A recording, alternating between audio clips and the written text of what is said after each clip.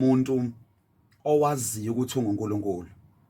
Number 2, uma umuntu esemkholwa emazi ukuthi unguNkulunkulu, lo Jehova uyathanda ukuba lo mkholwayo azi ukuthi ukhonza uNkulunkulu okhulumayo.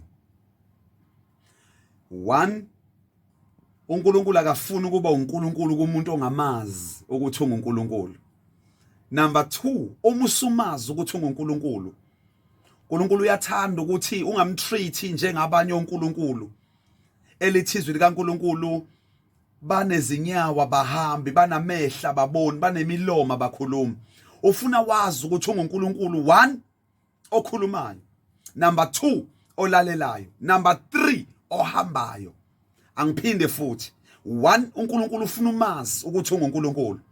Number 2, uma usumazi ukuthi unguNkulunkulu, yazi ukuthi ukhonza uNkulunkulu okhulumayo, uNkulunkulu obonayo, uNkulunkulu ozwayo, noNkulunkulu ohambayo.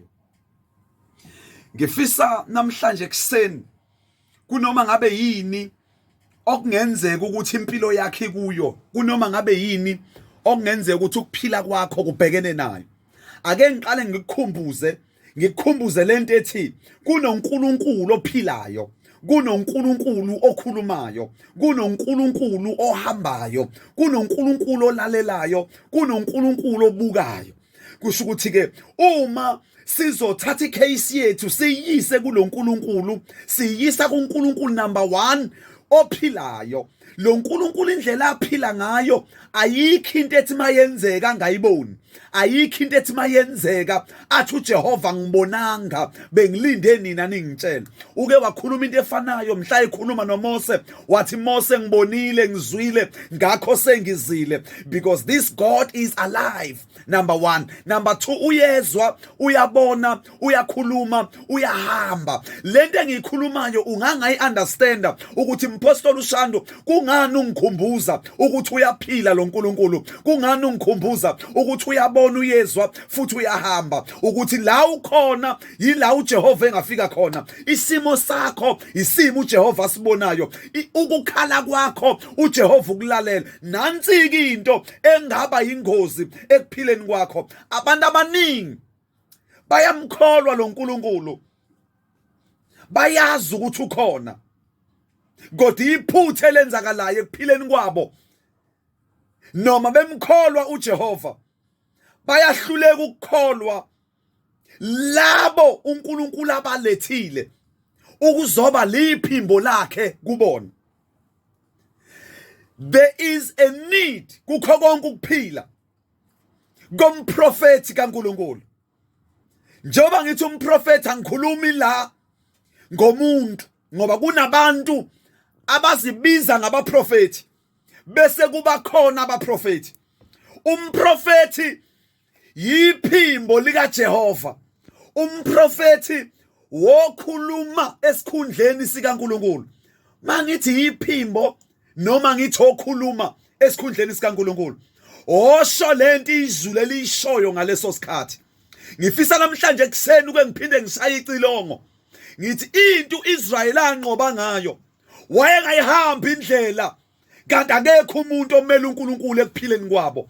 Babengahambi engekho umuntu ozothi uthi uJehova, babengahambi engekho umuntu ozomemeza athi uJehova buya kuleyo ndlela. Namhlanje ngifuna ukukhuluma into eyodwa, ngithi akusibo bonke abantu abonayo ngoba bethanda, kodwa abantu abaningi bayona ngoba akekho umuntu okhulumela uJehova ekuphileni kwabo.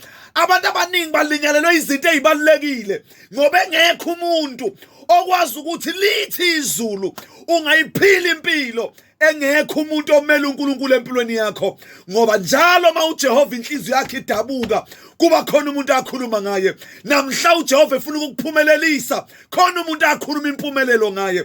Kwathi angikhuluma into ethi izulu into eliyifunayo liza kuyikhuluma ngalo oyiphimbo lakhe kuwe.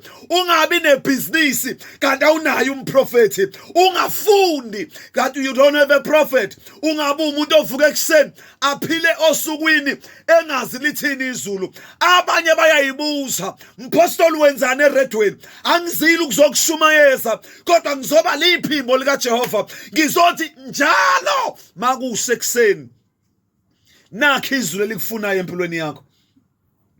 I will speak a set story shortly. Kunento ebikhulunywa uNkulunkulu enhlizweni yami njoba ngiza ngapha. It was very painful. Uthi uNkulunkulu kimi kunabantu enganginobudlelwano obuhle nabo. Kunabantu ababengakwazi ukuphila baqeda usuku mina Jehova ngingakhulumanga ezinhlizweni zabo. Uthi kodwa inkinga ukuthi namhlanje bakude nami. Kunabantu abake basetshenziswa amazulu. Abanye babeza uJehova emaphusheni, babazi ukuthi into engiyiphuphile iyenzeka.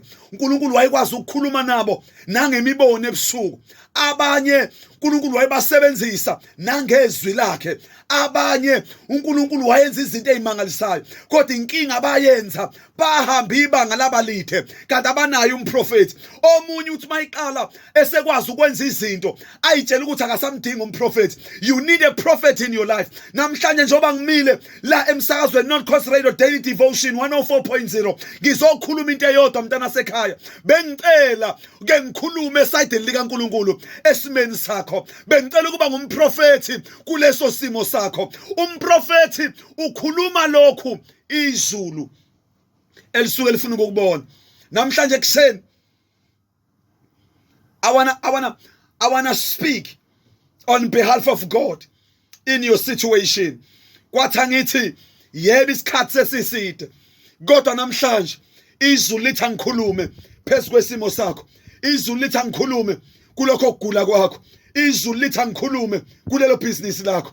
Izulu lithi angikhulume kulowo msebenzi wakho. Izulu lithi angikhulume phezu kwe-CV yakho. Izulu lithi angikhulume phezu kwabantwana bakho. Izulu lithi angikhulume phezu komshado wakho. Izulu lithi angikhulume kulento obhekene nayo. Namhlanje angishumayeli, kodwa ngizoshintsha eyodwa. There is a need of a prophet. Noma bevelile abaprofeti bamanga, kodwa ngithanda into eyodwa, basekhona abalalela uNkulunkulu bese bethi that says the Lord. Phezu kwesimo sakho namhlanje kuseni bengicela ukukhuluma. Ngicela ukukhuluma phezu kwezimali zakho. Bengicela ukukhuluma phezu komuzi wakho. Ngicela ukukhuluma namhlanje. Ngicela ukukhuluma impumelelo. Ngicela ukukhuluma ukukhanya. Ngicela ukukhuluma esikhundleni sikaNkulunkulu. Ngicela ukuba ngumprofeti wesimo sakho. Ungayiphila impilo kanti you don't have a prophet. Yini umprofeti? Umprofeti yilo muntu okwazi ukukhuluma lento eshiwo yizulu. Mayiqeda ukukhuluma bese kuyenzeka. Kwakhuluma umprofeti kaNkulunkulu. Wakhuluma wathi ngalesi sikhathi kusasa niza kubona imiqondiso kaThixo. Umprofeti yilo muntu owakuhamba noIsrael, bathi mabefika olwandle olubomvu kwasho ukuthi uma kunomprofeti nolwandle oluvalile luyavula. Masikhuluma ngomprofeti sikhuluma ngalomuntu ovela khulume izinto zingekho, akhulume esikhundleni sikaNkulunkulu bese kwenzeka izinto. Wonke umuntu, you need a prophet in your life. You need a prophet in your life. If I say you need a prophet, ngisho ukuthi udinga umuntu o voice yakhe ihlonishwa na umkhathi, ophimbo lakhe lihlonishwa nangamadimoni, ophimbo lakhe lihlonishwa na imimoya, ngoba iyazi nemimoya lo muntu mayekhulumile lisuke selikhulumile izulu. Namhlanje kuseni ngifuna ukukhuluma phezu kwesimo somuntu, phezu kwesibeletho sakho okuthiwa ngeke sibambe. Ngicela ukukhuluma namhlanje kuseni. Benilalele ubufakazi khona manje.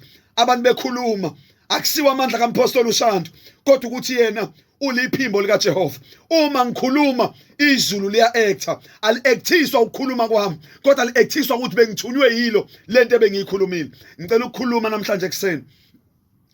Ngifisa ukukhuluma phezu kwesimo sakho. Ngifisa ukukhuluma phezu kwalowo muzi wakho. Ngifisa ukukhuluma phezu kwalento othi namhlanje uNkulunkulu mawungangenzela umusa, mawungangenzela ufefe, mawungavakashela impilo yami, ungakhohlwa before ngikhulume ngomprofeti ngithe kunoNkulunkulu ophilayo. Ngase ngithi lo uNkulunkulu ophilayo uyezwa, uyabona futhi uyahamba. Namhlanje ngizwe into ethi uJehova usihambele isimo sakho. Bengicela ukukhuluma ke kushintsha izinto kokwakho ukuphila. into ongangenzela yona ngikholwe lo nkulunkulu.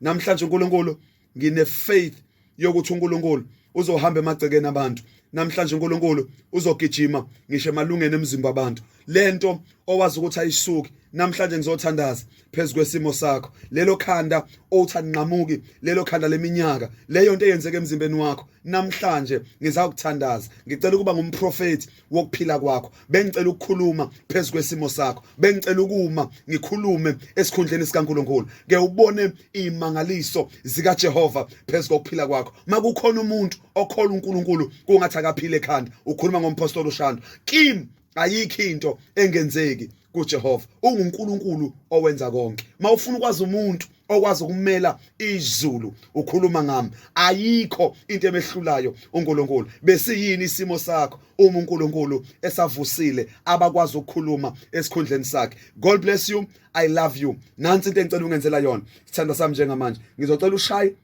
la emsakazweni 07